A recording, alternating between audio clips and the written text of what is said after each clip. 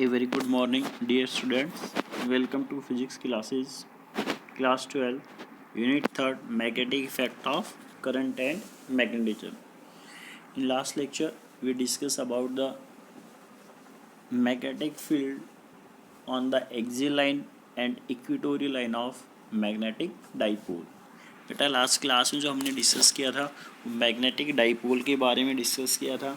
हमने magnetic field calculate किया था एक्सियल लाइन पे और इक्वेटोरियल लाइन पे।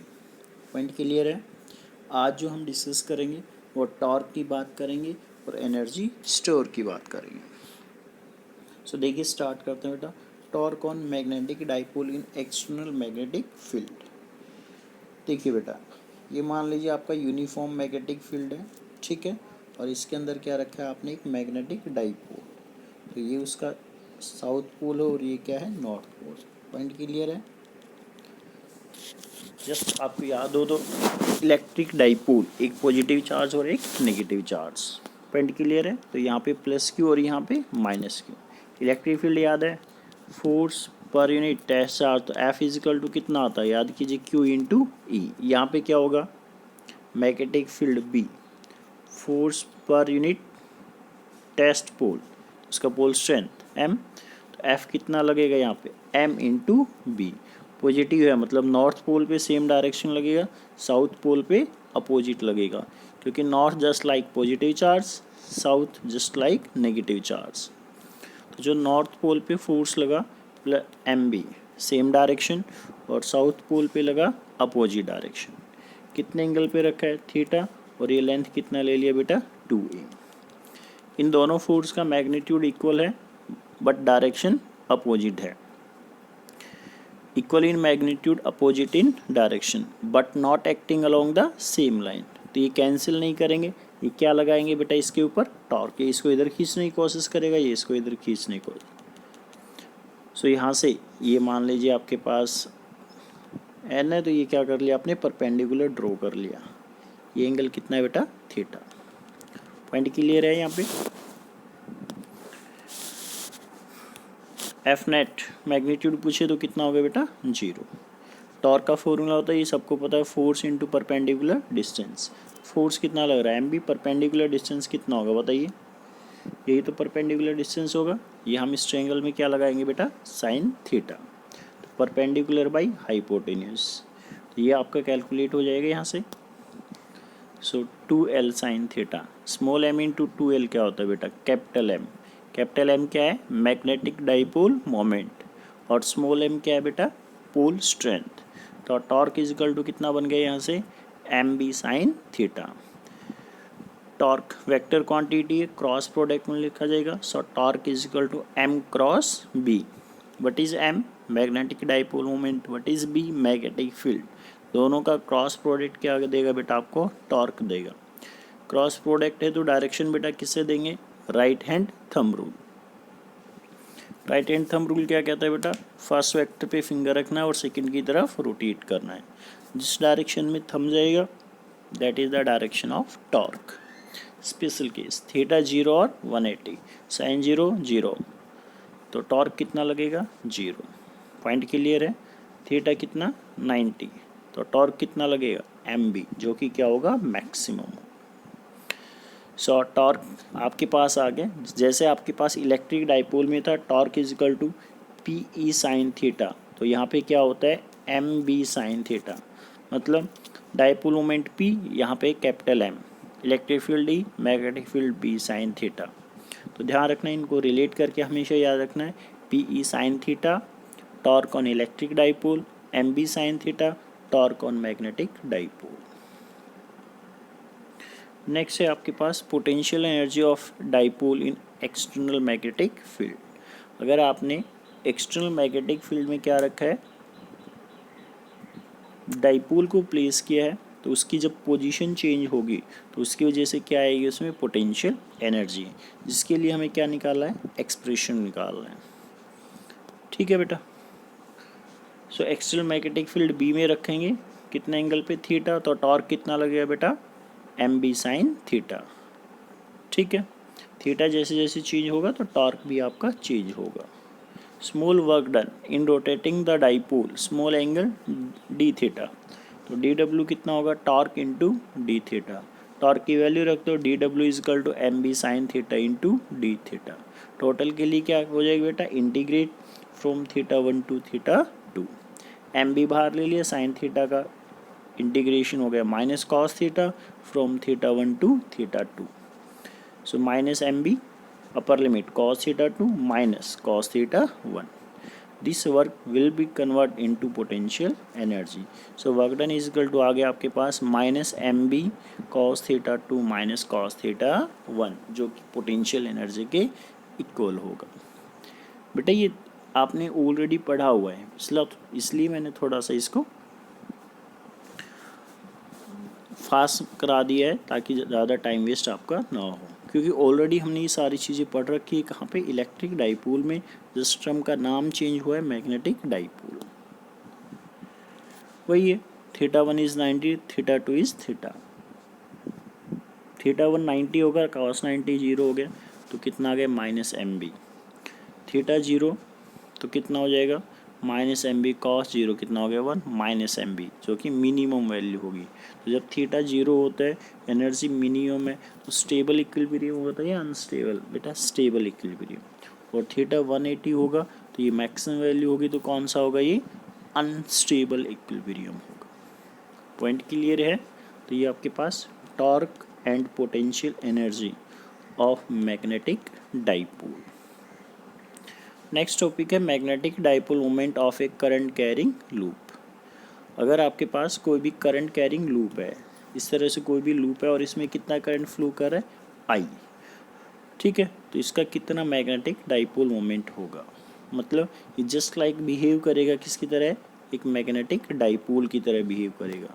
तो इसका जो एम होगा कैपिटल एम क्या है, मैग्नेटिक डाइपोल मोमेंट जो होता है वो डायरेक्टली प्रोपोर्शनल होता है current and directly proportional area of cross section of the loop.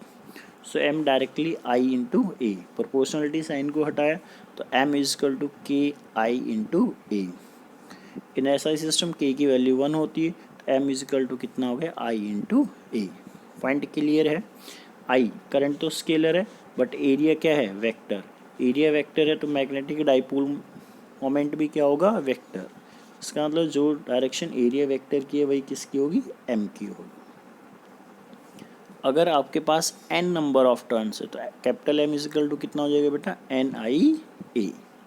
Point clear है, कोई दिक्कत।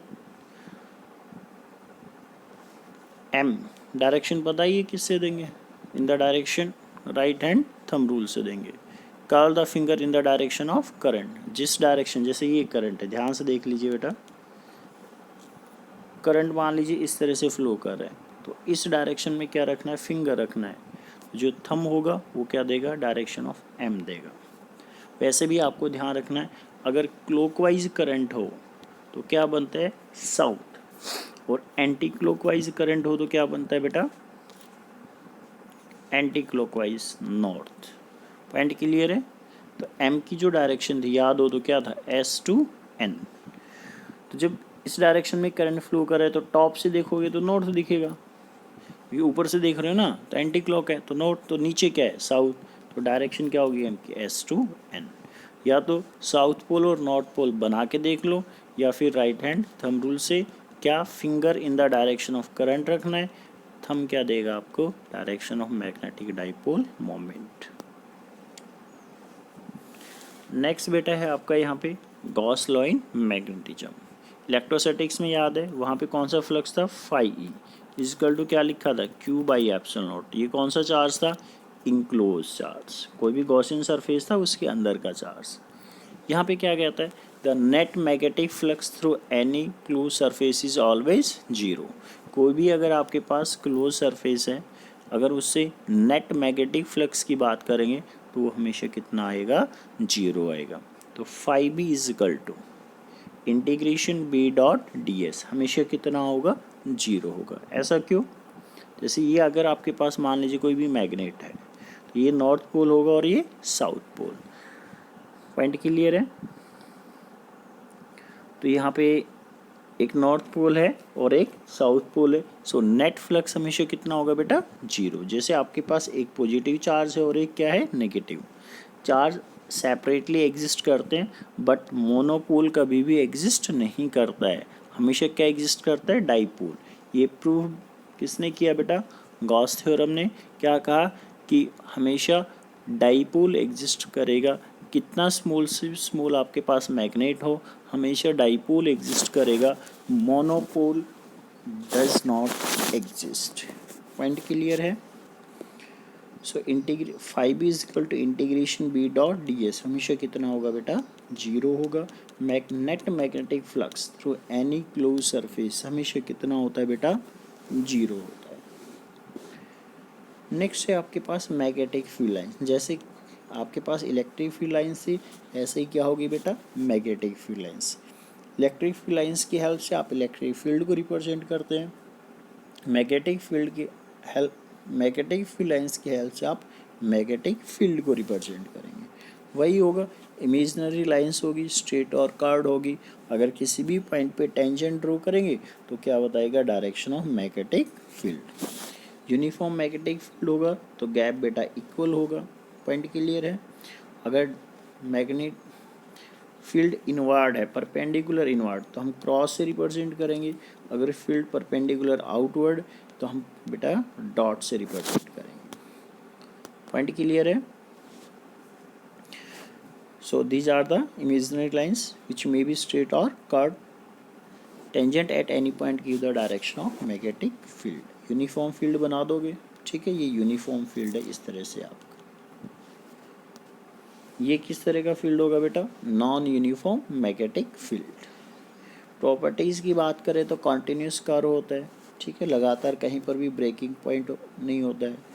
They form close path. अब यहाँ ध्यान देना, electric lines do not form close path. Electric lines close path नहीं बनाती, बट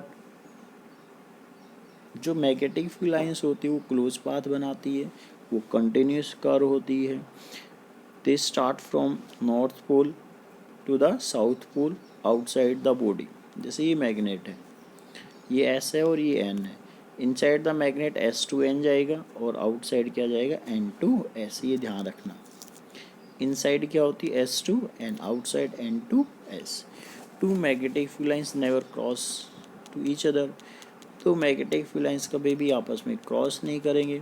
आपको पता है क्रॉस होगा तो पॉइंट पे दो टेंजेंट, इसका मतलब एक पॉइंट पे दो डायरेक्शन, जो कभी भी पॉसिबल नहीं होगा। पॉइंट क्लियर है।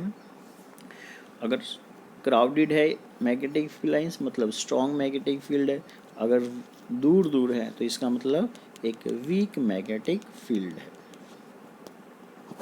कर दोगे बेटा, ये सभी प्रॉपर्टीज़ हैं किसकी, magnetic field lines. Magnetic field lines exist inside any magnetize material. आपको क्या पढ़ाया था, इलेक्ट्रिक फील्ड लाइन्स, याद कीजिए, वहाँ पढ़ाया गया था आपको electric field inside a conductor कितना होता है, जीरो होता है। बट जो मैग्नेटिक फील्ड लाइन्स है वो एग्जिस्ट करते हैं inside a magnetic material, cross नहीं करेंगे, कंटिन्यूस होंगे, क्लोज पाथ बनाएंगे। जितनी ज़्यादा crowded strength of magnetic field उतना ही ज़्यादा होगा। तो इस जो ये चैप्टर है इसमें आपका एक टॉपिक बच गया है, दैट इज़ अर्थ मैग्नेटिज्म, जो हम कल कवर करेंगे।